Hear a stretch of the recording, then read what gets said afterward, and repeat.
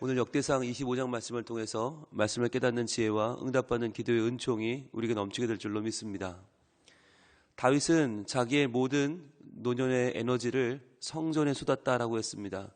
그 중에서도 우리는 성전에서 하나님을 섬기는 사람들, 바로 레위인들, 제사장들이 어떻게 어떤 반차로 구별되어서 섬겼는가 하는 것을 어제와 그제 보았습니다.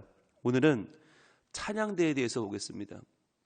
찬양대도 역시 몇 개의 반차로 나눴을까요?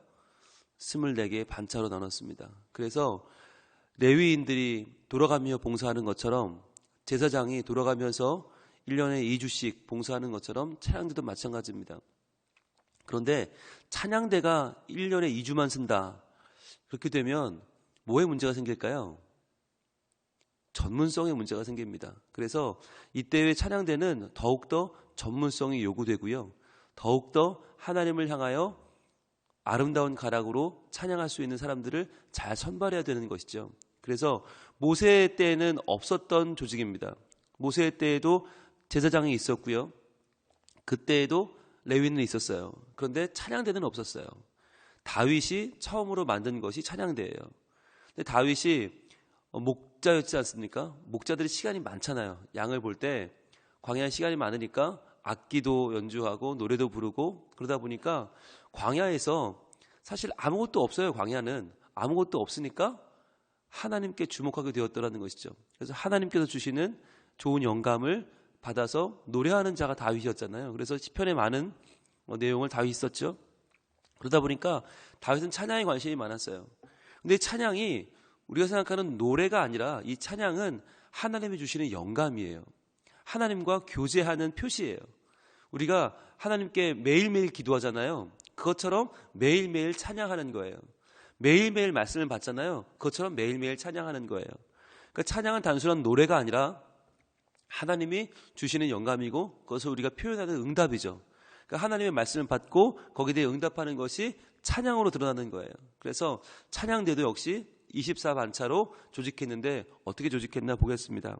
1절입니다. 다윗이 군대 지휘관들과 더불어 아삽과 헤만과 여두둔의 자손 중에서 구별하여 섬기게 하되 수금과 비파와 재금을 잡아 신령한 노래를 하게 하였으니 그 직무대로 일하는 자의 수요는 이러하니라. 자, 1절에는 3명의 이 찬양대 지휘자들이 나옵니다. 아삽과 헤만과 여두둔이라고 나와요. 이 세 사람이 다윗 시대에 가장 유명한 찬양하는 사람들이에요. 찬양 인도자예요. 자, 아삽이라는 사람이 먼저 나오죠. 아삽은 헤만 여두둔과는 좀 다른데 어떤 사람이었냐면 지금 이때만 해도 예루살렘 성전이 지어지기 전까지 예루살렘에는 지금 궤가 들어와 있어요. 하나님의 궤가 들어왔죠. 그러니까 하나님의 궤를 중심으로 예배하는 예배터가 있고 그 전부터 있었던 기본의 산당이 있어요. 두 군데로 나눠져 있는데 그 중에서 아삽은 여호와의 궤를 지키는 사람이에요. 여호와의 궤가 있는 예루살렘에 찬양하는 사람이 아삽이고 그 다음에 나오는 헤만과 여두둔은 기브온 산당에 찬양하는 사람들이에요. 근데 이 세 그룹을 모아서 성전에서 찬양하는 찬양대를 새롭게 꾸린 것입니다. 아삽이라는 사람은요, 시편에 보면 약 12편 정도를 이 아삽이 지었어요. 그러니까 우리가 시편을 다윗이 지었다라고 보통 이야기를 하지만 실제로는 다윗과 함께 찬양했던 이 찬양 지휘자들 그리고 많은 찬양대에 능숙한 자들이 함께 지었다고 보는 것이 맞겠죠.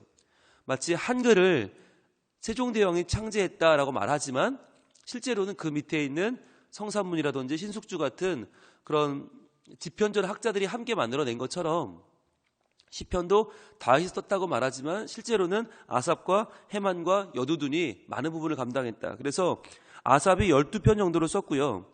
헤만이 또 여러 편을 관계했고 여두둔이라는 이름이 나오는 시편이 약 3편 정도가 있어요.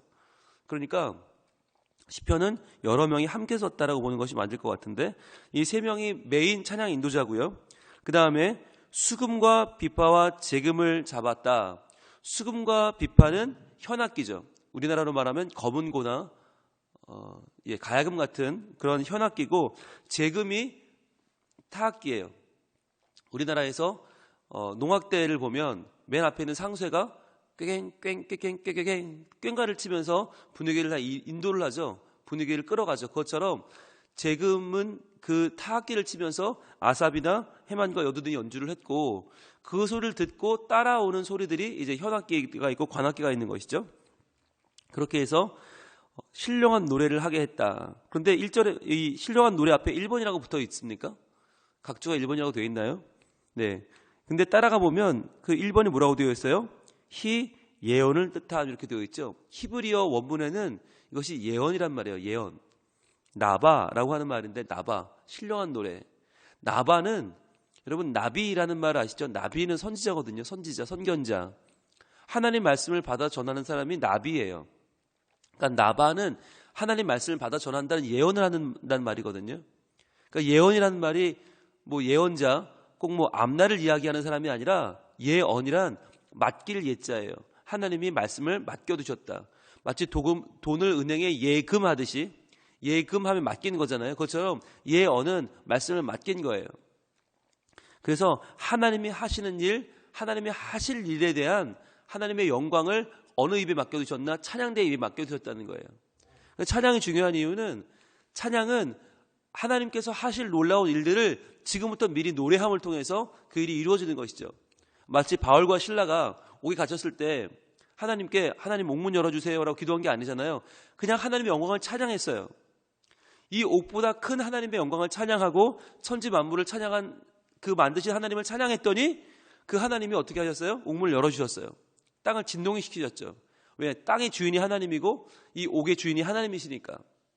그래서 예언이란 말은 앞으로 벌어질 일을 이야기하는 것은 아니라 하나님의 영광을 노래하는 것인데, 그런데 그 노래 가운데는 하나님이 일하시는 게 있고 하나님의 영광이 있고 하나님의 능력이 있다는 것이죠. 그래서 그것이 예언이라고 표현된 것입니다. 신령한 노래죠. 자, 그 직무대로 일하는 자들의 수요는 이러하니라 그러면서 2절에는 아삽의 아들들이 나오고요. 3절에는 여두둔의 아들들이 나오고 4절에는 헤만의 아들들이 나옵니다. 그러니까 이 당시에는 찬양대가 어떻게 구성되냐면 아버지가 찬양 지휘자고요. 그 아들들이 찬양대원이 되는 거예요. 자, 그래서 구성이 되는데 보면 5절에 보시면 이는 다 헤만의 아들들이니 나팔을 부는 자들이며, 나팔은 뿔이죠. 양의 뿔, 양각 나팔을 가지고 뿌 부는 사람들이 나팔을 부는 사람들인데, 그러다 보니까 나팔을 분다는 말 뜻은 원어에 보면 뿔을 높이 든다는 말과 똑같아요. 근데 뿔을 높이 든다는 게 영광을 준다는 말이거든요. 그러니까 하나님을 향해 나팔을 부는 자, 찬양하는 자들은 하나님이 그들을 높여주신다. 하나님이 그들에게 영광을 주신다. 그래서 헤만은 하나님의 말씀을 가진 왕의 선견자다라고 하는 말이 나오죠. 노란색으로 쳐보세요. 헤만은 하나님의 말씀을 가진 왕의 선견자다. 이 말은 헤만만 그랬다는 말이 아니라 아삽과 헤만과 여두둔이 다 그랬단 말이거든요. 왕의 선견자다. 선견자라는 말은 하나님의 말씀을 받았단 말이죠. 하나님의 말씀을 가진 왕의 선견자라고 이 예언한 사람들로 대우를 받았다라고 하는 것입니다. 그리고 이들이 나팔을 부는 자, 하나님께 찬양을 했는데 하나님은 이들의 뿔을 높여주셨다. 그래서 얻은 상급이 뭐예요? 자녀예요. 하나님이 헤만에게 14아들과 3딸을 주셨더라 그랬어요. 즉 찬양하는 자들을 하나님은 높이 드시고 그들에게 상급을 주신다. 그들에게 복을 주신다 말씀하는 것입니다. 그러니까 찬양은요, 뭐 노래 잘하는 사람들, 음성이 탁월한 사람들, 악기를 잘 다루는 사람들만 하는 것이 아니라 모든 자들의 몫이에요. 하나님을 찬양하는 건 우리 모두의 몫인 거예요. 자, 그래서 6절, 이들이 다 그들의 아버지의 지휘 아래 재금과 비파와 수금을 잡아 여호와의 전에서 노래하여 하나님의 전을 섬겼으며 아삽과 여두둔과 헤만은 왕의 지휘 아래 있었다 그래요. 그러니까 일단은 누구 지휘 아래요? 아버지의 지휘 아래 먼저 있고, 아버지를 따라서 아들이 노래하는 게 원칙인데 그 아버지들은 또 누구 지휘 아래 있어요? 왕의 지휘 아래 있다. 그러니까 이 찬양이요 굉장히 조직적이에요. 그냥 아무나 찬양하고 싶으면 찬양해라가 아니라 왕이 지휘를 하고 그 왕 밑에 아삽과 헤만과 여두둔이라고 하는 3명의 찬양대 지휘자가 있고 그 밑에 또 각 24반차의 지휘자들이 있고 그 지휘자들의 자녀들로 구성된 솔리스트가 있고 그 솔리스트 밑으로 구성된 찬양대가 있는 거예요. 굉장히 조직적이에요. 그래서 보면 7절, 그들과 모든 형제 곧 여호와 찬송하기를 배워 익숙한 자의 수요가 288명이라 그랬습니다. 자, 288명 느낌이 와야죠. 그럼 24반차로 나누면 한 반차에 몇 명이에요? 12명이죠. 12명 곱하기 24는 288명이죠. 그러니까 찬양하기를 배워서 익숙한 자의 수요, 즉 우리로 말하면 솔리스트입니다. 솔리스트 수요가 한 반차에 12명이다. 그러면 전체 찬양대 규모는 어떨까요? 한 찬양대는 몇 명쯤 될까요? 우리가 23장에서 레위인들을 봤는데 23장 5절 봅니다. 23장 5절. 자, 두 장만 앞으로 갑니다. 23장 5절에 보면 4,000명은 문지기요 4,000명은 그가 여호와께 찬송을 드리기 위하여 만든 악기로 찬송하는 자들이라 그랬거든요. 찬양대가 전체 몇 명이에요? 4,000명이에요. 4,000명의 찬양대 가운데에서 그러면 12반차로 나누면 한 반차가 몇 명이에요? 약 170명이에요. 그러니까 한 찬양대가 약 170명인데 그 170명 중에서 12명은 솔리스트예요. 그리고 한 명은 지휘자예요. 그럼 지휘자들이 어떻게 뽑혔나? 8절. 이 무리의 큰 자나 작은 자나 스승이나 제자를 막론하고 다 같이 제비 뽑아 직임을 얻었으니 첫째로 제비 뽑힌 자는 아삽의 아들 중 요셉이요 둘째는 그달리아이니 그 다음 중요합니다. 노란색 드시고요. 그와 그의 형제들과 아들들 12명이요.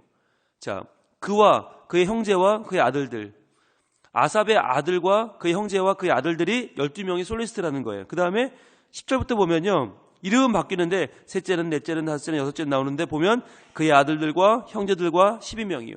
그의 아들들과 형제들과 12명이요. 계속 반복되죠. 이게 어디까지 가냐면 31절 마지막에 24째는 이렇게 나오죠. 24반차니까 24번째 지휘자가 나오고요. 로암디에셀이니 그의 아들들과 형제들과 12명이었더라. 반복되죠. 똑같이 나오죠. 그러니까 찬양은 누가 하나? 혼자 하는 게 아니라 그의 아들들과 형제들과 모두 12명이 같이 한다. 찬양대는 가족 개념이라는 거예요. 그래서 찬양대는 하나님이 주시는 영감으로 하고 하나님께 찬양함에 능숙하고 익숙할 정도로 연습해서 하고 그리고 가족들과 함께 한다는 거죠. 그래서 이것이 오늘날에도 내려오는 원칙이에요. 그러니까 찬양은 나 혼자 하는 게 아니에요. 내가 노래 잘한다고 혼자 서서 목청을 뽐내는 것이 아니라 함께 하는 것이다. 누구와? 가족들과 이웃들과도 함께 하고요. 구역원들과도 함께 하고요. 함께 하는 찬양이 왜 중요한가? 그것이 찬양하는 분위기가 만들어지기 때문이에요. 찬양하는 분위기, 하나님을 높이는 분위기, 하나님 말씀을 선포하는 그 분위기가 그 가정 안에 형성되기 때문입니다. 오늘 이 아침에 나온 분들 하나님 말씀을 사모하죠. 기도를 사모하죠. 그런데 나는 찬양은 아닌 것 같아 라고 한다면 여러분 도전해 보십시오. 아닙니다. 찬양은 하나님 말씀 맡은 자들이 그 말씀을 선포하는 것이고요. 기도하는 자들이 자기 감정을 담아 드리는 것이에요. 그래서 우리가 보면 성경과 찬송이 붙어 있잖아요. 왜 붙어 있을까요? 이 둘은 권위가 달라요. 하나님 말씀은 영원한 것이고 찬송가는 항상 바뀌어요. 시대에 따라 바뀌잖아요. 그런데 왜 붙어 있어요? 권위가 같은 게 아니에요. 뭐 같나? 용도와 같아요. 하나님 말씀을 받으면 그 받은 말씀을 가지고 있는 것이 아니라 찬양으로 높이라는 거예요. 그래서 말씀 받고 찬양하고 말씀 받고 찬양하고는 항상 같이 가야 돼요. 그래서 붙어 있는 거예요. 우리가 하나님을 찬양하는 일을 욕심낼 수 있기를 원합니다. 그래서 많이 들으시고 많이 불러보시고 또 많이 만들어 보셔도 좋아요. 나의 찬양을 만들어 보시는 거예요. 그래서 하나님을 새 노래로 찬양하고 새 노래로 감사하고 주께 영광을 돌리면서 삶이 찬양이 되는, 그래야 내 삶이 찬양하는 삶이 되고 내 가족이 찬양하는 찬양 대원들이 되는 복을 여러분 모두가 또 우리 모두가 누릴 수 있기를 소망합니다. 기도하겠습니다. 하나님, 찬양하는 일이 얼마나 중요합니까? 오늘 본문에서는 그것을 예언하는 일이라고 말씀하시고 신령한 노래라고 말씀하십니다. 주님, 하나님께서 우리에게 허락하신 이 찬양의 은사, 찬양의 복, 찬양의 영광을 저희들 하나도 놓치지 않게 하시고 찬양하면서 하나님을 더욱더 잘 알게 되고 더 사랑하게 되고 더 선포하게 되고 하나님의 은혜를 받아 그 영광을 누리는 자들이 다 되게 하여 주시옵소서. 주님, 오늘 이 24반차로 하나님을 찬양하는 찬양대 이 업무처럼 우리 성민교회에도 가나안 찬양대를 주셨고 길르앗 찬양대를 주셨고 여전도의 찬양대를 주셨고 남선교회 찬양대를 주셨고 학생 나눔 청년 찬양대를 주셨습니다. 그리고 각 교회학교 부서들마다 찬양대가 있습니다. 주의 모든 찬양대원들이 힘을 내어서 주님 주시는 귀한 이 말씀의 힘을 받아서 주께 영광 돌리는 찬양을 드릴 수 있게 해주시고 이 모든 찬양이 울려 퍼지면서 우리의 모든 성민의 가족들이 각 가정마다 영혼마다 하나님께 감사하며 더욱더 주의 이름을 높여드리는 아름다운 찬양이 가득한 우리 성민교회가 되게 하여 주시옵소서. 삶 가운데 힘들고 지칠 때 찬양하게 하시고 주여 문제가 생겼을 때 억울할 때 원통할 때 찬양하게 해주시고 어떠한 일이든지 주님 앞에 찬양함으로 하나님과 동행하는 복된 삶을 살아갈 수 있는 우리 모두가 되게 하여 주옵소서. 주여 우리 찬양 가운데 거하시는 주님을 높여드리오니 오늘도 우리 삶 가운데 더욱 찬양의 제목이 넘쳐나게 하시고 찬양하는 가운데 우리를 만나주시고 우리 앞날을 인도하여 주시옵소서. 예수님 이름으로 기도합니다. 아멘.